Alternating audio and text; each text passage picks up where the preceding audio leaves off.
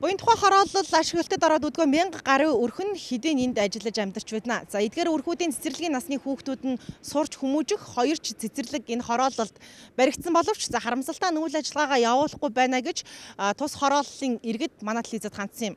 За үнэхээр газар дээр нь хурж ирлээ. 2 ч сайхан цэцэрлэг баригдсан байна. Гэвч хүүхдүүд нь өнөөдөр гадаа саатанд тоглож зарим нь гэртээ хүмүүжиж байгаа юм. Төрийн орон сууцны корпорацаас бид асуудлыг тодрууллаа.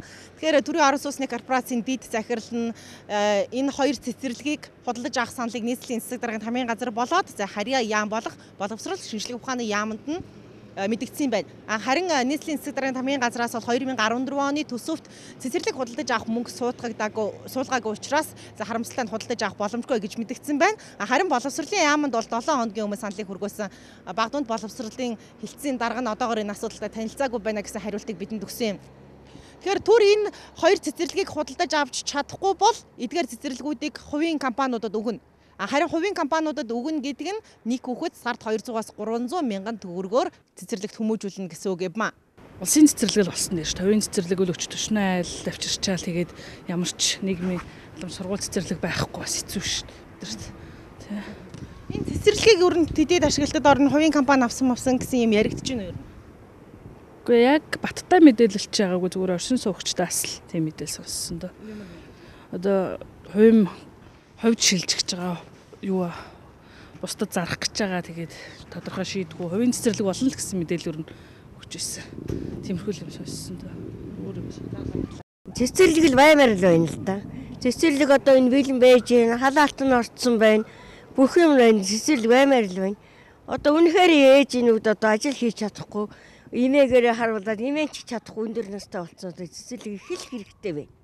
Хэрвээ энэ 2 байгууллага ямар нэгэн байдлаар худалдаа авах боломжгүй бол бид нэг дуудлага худалдаагаар оруулаад дуудлага худалдаа зарахад бол бэлэн. Зарна гэдэг нь мэдээж хувийн хвшлийнх нь л авна. Хувийн хвшлийн цэцэрлэг одоо аж ахуйн нэгж авах юм бол гадуур ер нь хувийн цэцэрлэгийн жишг нь одоо сарын 200 ч юм уу 300 мянга байгаа шүү дээ нэг хүүхдийн.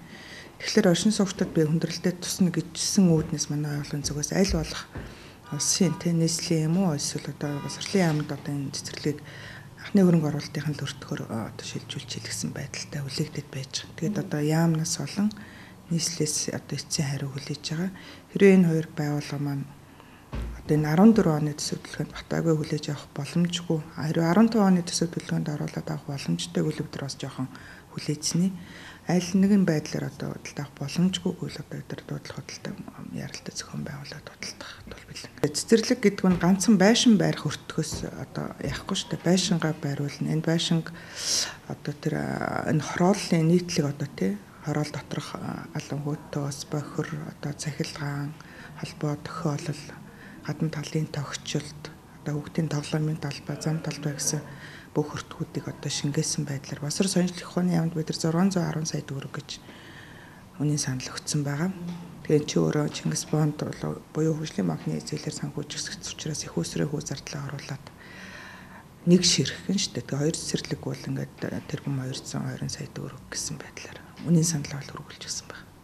Мэдээж төр худалдаж авбал буян тухай хорооллын хүүхдүүд хямд урт өгтөө цэцэрлэгт явна. Харин төр худалдаж авч чадахгүй гэдгээ мэдэгдвэл өнөөгийн хувийн цэцэрлэгүүдийн ханшаар сардаа 200-аас 300 мянган төгрөгөөр цэцэрлэгт хамруулахаас өөр аргагүй байдал буян тухай хорооллынханд үүсэж байгаа юм. Гэтэл өнөөдөр барилгыг нь улсын комисс хүлээгээд авсан энэ мэд цэцэрлэг ажилуулж чадахгүй байгаа нь төрийн байгууллагуудын уялдаа холбоо муу байгааг мөн л илтгэж байгаа юм. Нийслэлд 400 цэцэрлэг нэн яаралтай хэрэгтэй байгаа гэж байгаа. Гэтэл бүр огт цэцэрлэггүй 45 хороо бий. Энэ талаарх мэдээллийг боловсролын яамнаас бидэнд өгсөн юм. За ер нь бол төрийн өмчийн цэцэрлэг нийслэл хотод бол нэг 195 цэцэрлэг бол үйл ажиллагаа явуулж байгаа. Төрийн бус өмчийн хувийн цэцэрлэгүүд маань бол нэг 284 цэцэрлэг үйл ажиллагаа явуулж байгаа юм. Одоо яг одоо ойрын үед гэхэд бол нэг 400 цэцэрлэгийн барилга бол шаардлагадж байгаа. Одоо юу гэдэг нь 150-аас 200 хүүхдийн хүчин чадалтай барилгаар тооцоолох юм байна.